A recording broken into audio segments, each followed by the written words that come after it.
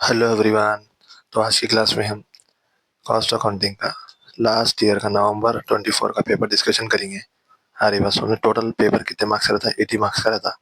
हमारी बात सुन में पार्ट ए और पार्ट बी में डिवाइड रहता। पार्ट ए कितना रहता? 20 मार्क्स का रहता। पार्ट ए में आपको 8 क्वेश्चन देता और उसमें से खाली 5 क्वेश्चन को अटेम्प्ट करना रहता, 5 क्वेश्चन लिखना रहता आपको। थोड़े प्रॉब्लम भी आते, थोड़े थ्योरी भी रहते।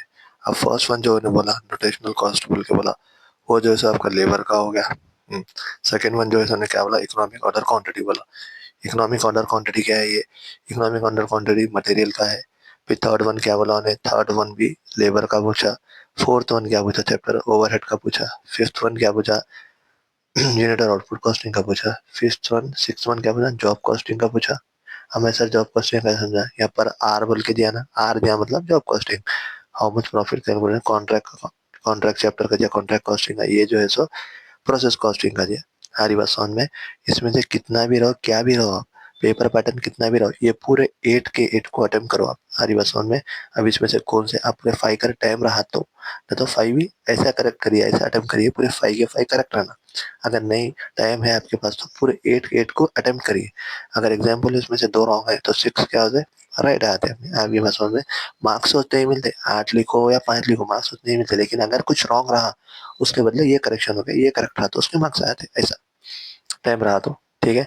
और पेपर जितना हो सके उतना जल्दी जल्दी लिखिए। जल्दी जल्दी मतलब अच्छा मेंटेन करते हुए। और उसके बाद पार्ट बी जो है सो आपको 60 मार्क्स आ रहा था। Each one carry 12 marks. तो आपको इसमें से खाली 5 अटेम्प्ट करना रहेगा। अब फर्स्ट वन जो है नाइन्थ वन ए और बी, उसमें हमेशा थ्योरी ही आता है आपको। हरी बात समझ में? 10th वाले में प्रॉब्लम्स आते हैं। 9th वाले में मैक्सिमम चाहते हमेशा वही चाहते थ्योरी आते हैं। 10th वाले में कौन सा पूछा उन्हें? जैसे जाओ मटेरियल का पूछा उन्हें। हरी बात समझ में? ये कौन सा है? 10th वाला आपको मटेरियल है। 10th वन ए वाला है ये। अब 10th बी वाला देखेंगे हम। 10th बी वाले में क्या पूछा? फीफो ही बनाओ बोला, लीफो भी बनाओ बोला। कभी कभार क्या बोलता है लीफो या कुछ भी पर्टिकुलर एक भी बोलता है, या फिर वेटेड एंड सिंपल बोलता। हरी बात में अपन ऑलरेडी 4 मेथड क्लास में डिस्कस करे। फिर 11th वन क्या है? 11th वन जो है सो आपको लेबर का पूछा। फिर उसके चॉइस में क्या पूछा? उसके चॉइस में ओवरहेड का पूछा। बहुत चीजें, कुछ भी मुश्किल नहीं है। फिर उसके बाद देखेंगे यहाँ पर 12th वाले में आ जाइए। 12th वाला ए वाला क्या पूछा उन्हें? यूनिट और आउटपुट कॉस्टिंग को पूछा। हरी बात समझ में? फिर उसके बाद बी वाला क्या पूछा? जॉब कॉस्टिंग को पूछा। फिर 13th ए वन में क्या पूछा? 13th ए वाले में आपको कॉन्ट्रैक्ट कॉस्टिंग पूछा। फिर बाद में 13th बी में प्रोसेस कॉस्टिंग पूछा।